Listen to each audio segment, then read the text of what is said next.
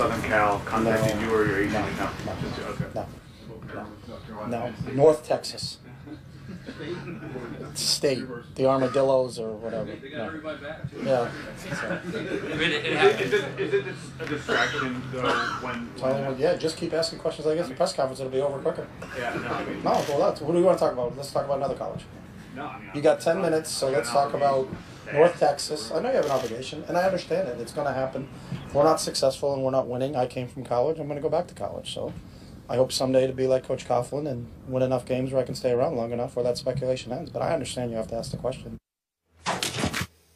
Chip doesn't play. Chip Kelly squashing any rumors that he could leave the Eagles to return to the college circuit. But here is the question, Skip. Do you believe Stephen him? A. I want to hear Stephen A. All right, yeah. Stephen A. I apologize. That's all right. Do you believe Chip here? Oh, I believe he's telling the truth. I just believe that things can change rapidly. Even at 10-6, if you miss the playoffs, particularly in Philadelphia, life is not going to be made to be very comfortable for you. That's number one. Number two, you see he has a very dismissive and aloof attitude, which is something we've lamented in the past. No need to revisit that. He is 10-6 in his first 2 seasons. That's 20-12 overall. You know, in his first 2 seasons, made the playoffs one year, didn't make it the next year.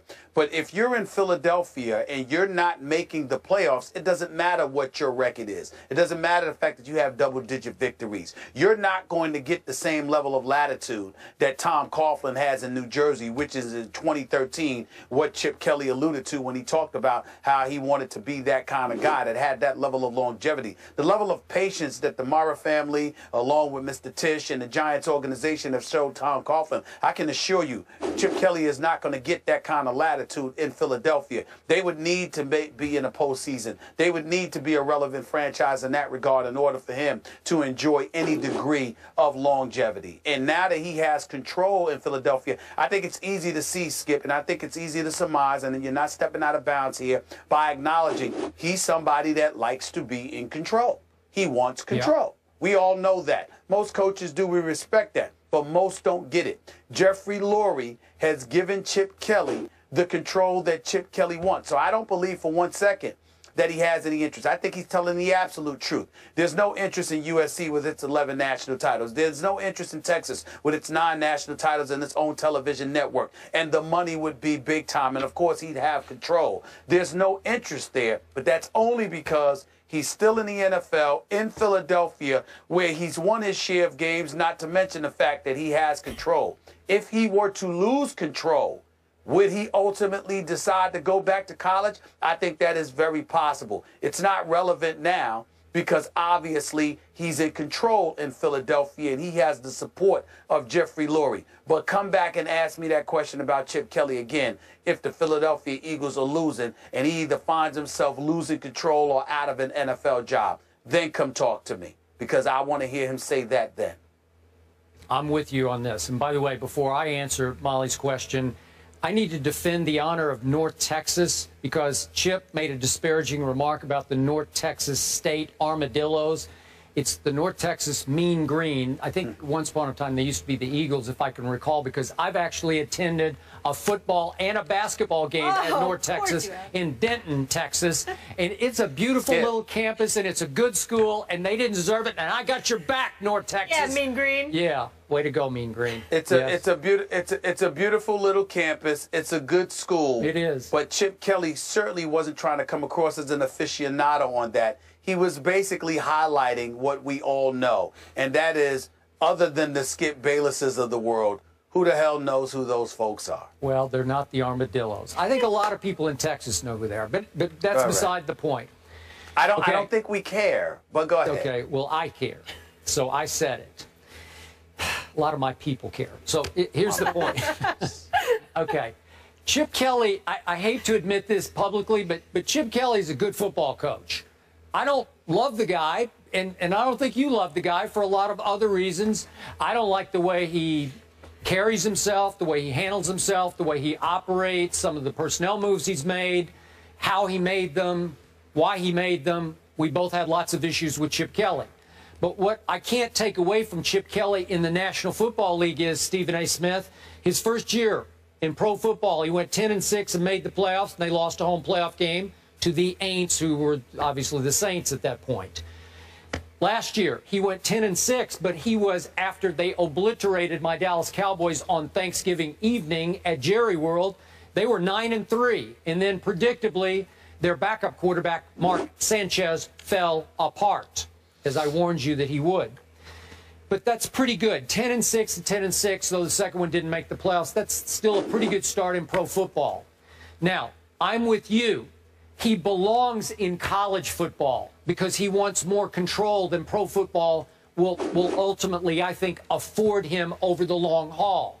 He's going to have a harder and harder time of attracting free agents because DeMarco was a special case because he was a little sideways with Jerry Jones, and it was the perfect signing for Chip Kelly to say, I will overpay you, DeMarco, to leave Dallas and come to Philadelphia. I get that part. DeMarco's pride was rubbed raw by Jerry Jones, so that was a special case. But in this case, he belongs in college football, and I think he will wind up there sooner than later because his stuff works better in college football. The way he is works better. It's his way or the highway. We know that. And he wants more coachable cogs, and that's what college kids more often are. And I don't think college defensive coordinators can prepare for him as quickly as NFL coordinators can, that fast break offense of his where they're trying to run 75 plays in an NFL game. It's just, it's easier to prep for in pro football. You have a little more time and you have a little more wisdom and experience to prep for it. I think Chip Kelly could dominate college football. I think he'd be great at USC. He doesn't fit in persona as a Hollywood kind of guy, but he runs a Hollywood offense, and if he went out and started lighting it up, and they started scoring 70 a game and winning, obviously, Pac-12 games, championships, competing for national championships, he'd turn into an L.A. kind of guy pretty quickly, I would think. So, to me, he belongs there, and he's probably bound for college football. You know what? Listen, once again, let's reiterate. We believe what Chip Kelly is saying. He obviously has no interest in USC or Texas at this particular juncture. He's in the NFL, not college football. We all know that the NFL is king. Not only is he a head coach, he's the man in charge. He's been allowed to give the Eagles a facelift. They got like 12 different players this year compared to what they had last year. Went out and gave Maxwell about $61 million. Got rid of LaShawn McCoy. Got rid of Deshaun Jackson a couple of years earlier. Let Jeremy Maclin get away to Kansas City. Trent Cole is gone. Harrimans is gone. Mathis is gone. We know all of this, okay? So the power that he has would lend itself towards recognizing this guy doesn't want to leave the NFL. But let me ask you this question, Skip. Based on what you've seen from Chip Kelly, the news, the Riley Cooper handling, the news, LaShawn McCoy and others and what they said about him, the aloofness, the dismissiveness that he exudes during press conferences and beyond. Maybe it didn't occur when he was at Oregon. How easy do you think it would be for Chip Kelly to go in the kids' living room and recruit them for college programs after what we've seen over the last year or two? Just a question. I don't know. Maybe you could answer that better than I could. What's your take on it? Well, I guess my take on it is that I don't blame him for wanting to be interested in the pros because there's only 32 of those jobs, okay? And, you know, guys are going to want to play for somewhere because there's only 32 teams. They don't give a damn who it's for. These are professionals. They're getting paid. They want their money. They want to elevate their quality of life, and they want to do so by playing on an exceptionally high level in the National Football League. College, however, is an entirely different scenario altogether.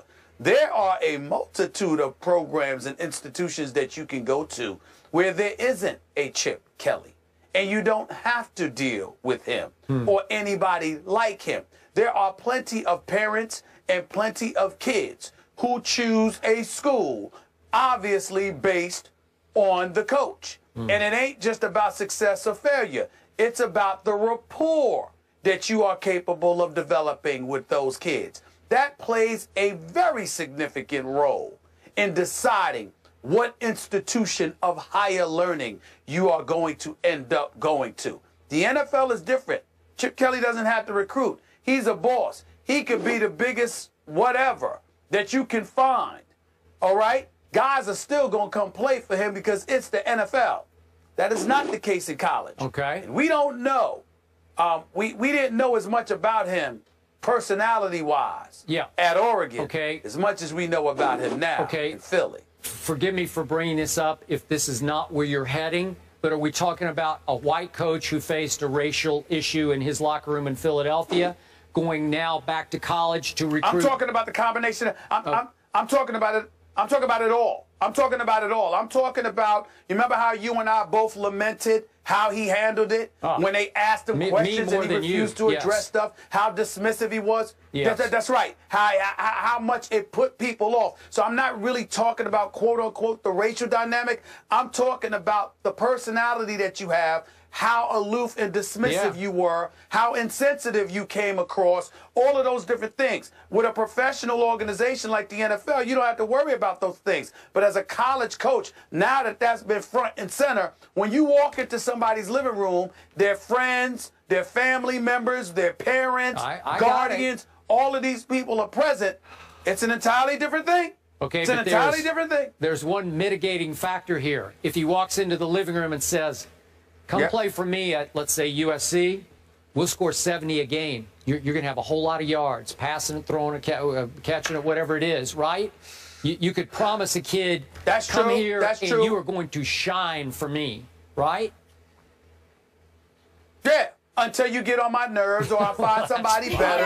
Or all of this other stuff that he's very much capable of. And then not only that, you got to remember, other programs don't have to promise that. Like Nick Saban says, you see, we want to win. You want to win? Because we're going to win here. You see what I'm saying? It depends. Okay. It depends. All I'm saying is that it's tricky. I'm not saying he won't get it done. I got it. I'm not saying he won't be successful. I'm just saying it's tricky. No question. Monday Night Football, Giants at Eagles. Philly is favored by 4. I don't know if I'm going to watch that game. We'll see.